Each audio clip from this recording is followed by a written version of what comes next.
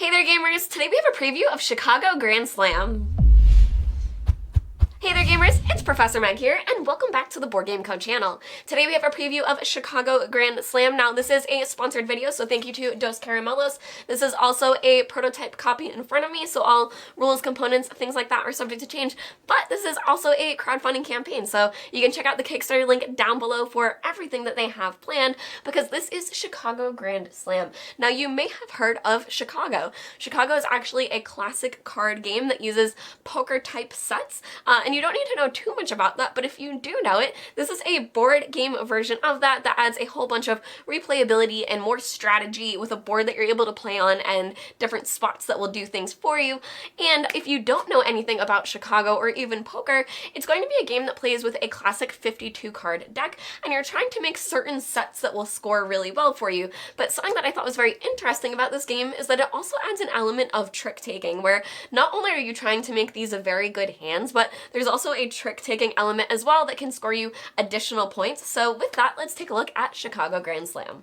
Now, what you currently see in front of you is the board set up for 3 players, and this is the general play board where you're going to have your runners and your bosses.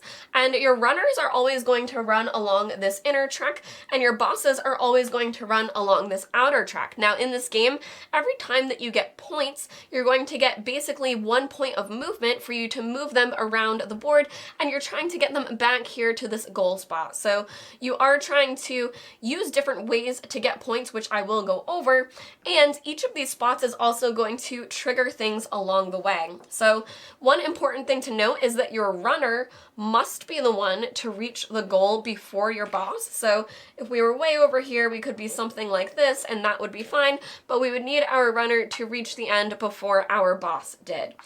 Now, as I said, this does have themes of poker, so I am going to go over the general gameplay and what the rounds will look like, but basically what you're trying to do is augment your hand of cards to try to be something that scores well in poker. So if you don't know the game, or even if you do, just as a reminder, things like 2 of a kind, 3 of a kind are good, but then you can also have things like a full house, which are better. Straights are great. There are things like flushes, royal flushes. So basically what you're trying to do is get things of the same set, such as hearts, or numbers in a row, such as ace, king, queen, jack, 10, but all ones of the same type, again, for a full house. 3 of a kind and then 2 of a kind are also really good. So that's what you're going to be basing your hand on when you have these exchanges that I'm going to talk about.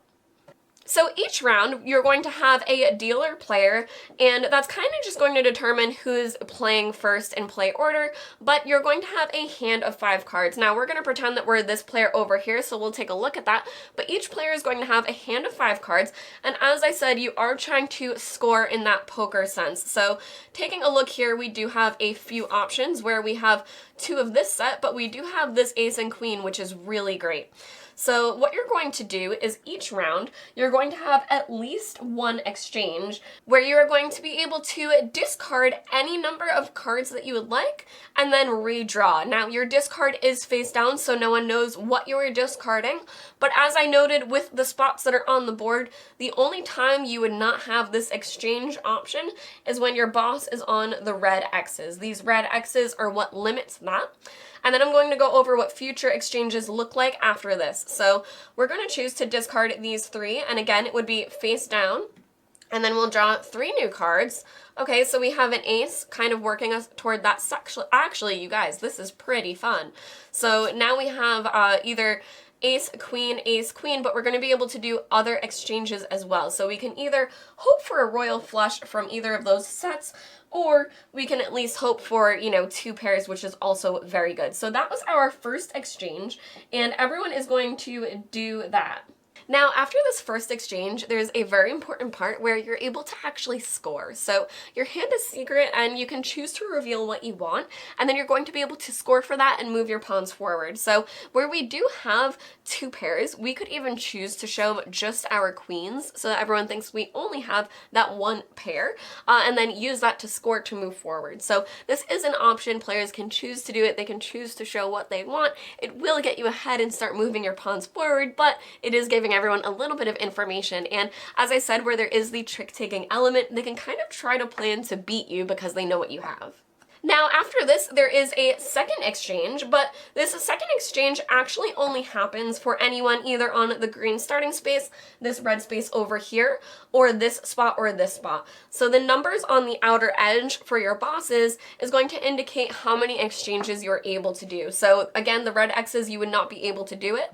On the ones, you would stop after this first exchange, but if you're on a 2 or a 3, you would be able to continue to exchange. So let's have our pawn over here just to be able to continue with this to show you what we would do. So I think that we would drop one card just to see what happens and how our luck goes. And oh my goodness, there we go, we have a full house. So we would be able to use this, and I do think it's a safe thing to stop with. So if we were on a 3, we would be able to keep going, but you do have to discard to draw, so that's completely up to you if you choose to do that. Now, taking a look at the board, you can also see that there are some with this +1 spot. And with this, you're going to have one open card as well face up during your exchanges. So all players are actually going to know what this card is, but you are going to be able to have that as an option if that's something that you want to choose to draw.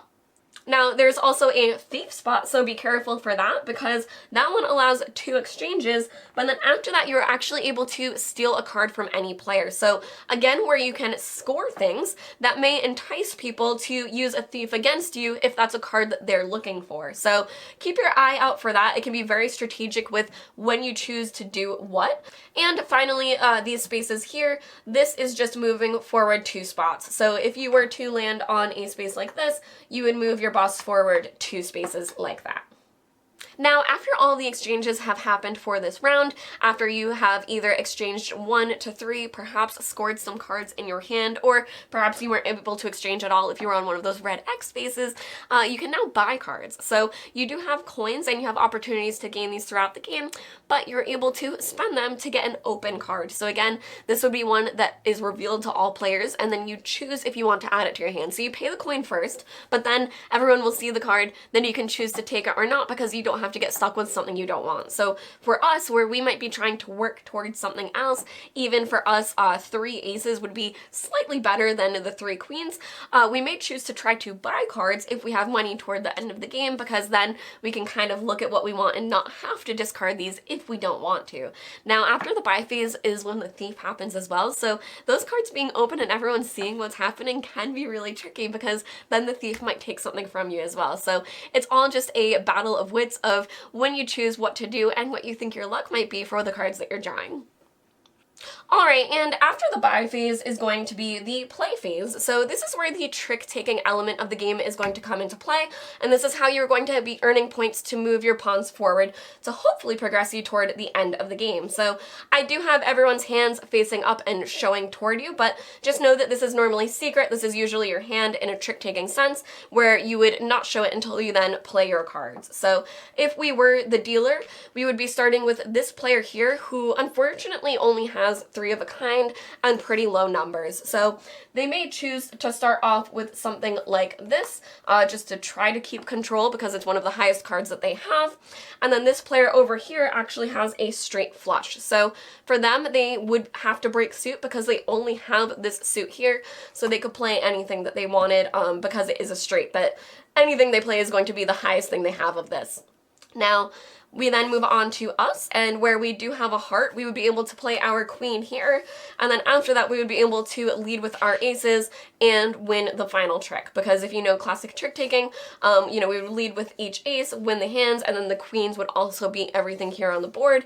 And the player that wins the final trick gets 5 additional points. So that's a reason why you would want to do it. Each player does keep all of their cards. You're playing them in front of you because you are going to score for the hand that you collected, but you would also gain those additional 5 points if you are the one to win the final trick.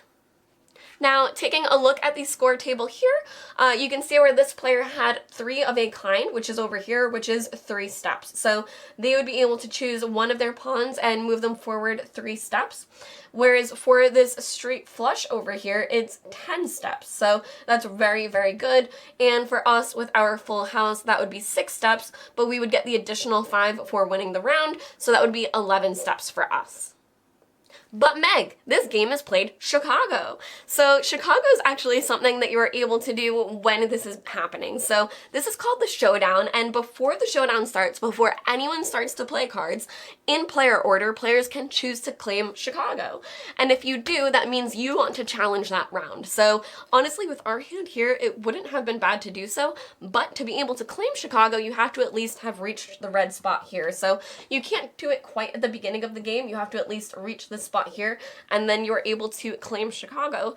But when you do this, you have to win every single trick. So you are a challenger. You have to win all 5 of the tricks of the round, and if you do, you gain this Chicago card. So you gain the Chicago card regardless, but if you win, you get 15 points, and those 15 points are the steps that you're able to move and allocate. And the really important thing about this is that those 15 points you can break up. So you can break it up between your runner and your boss, get your runner ahead of your boss, and potentially get yourself to the goal. So you would get 15 if you win, but if you lose, if someone's able to beat you, if you are not able to make Chicago, then you are going to have to move back 15 spaces, which is so detrimental, really, really bad, so you don't want to do that. But one of the funnest parts of the game is there's actually a part over here called the Grand Slam. So this is a very special spot for your runner, and if your runner is on that spot, if you claim Chicago, if you win with a 2, meaning that you played, say we had a straight and, it was really good, and then we played the 2 at the end,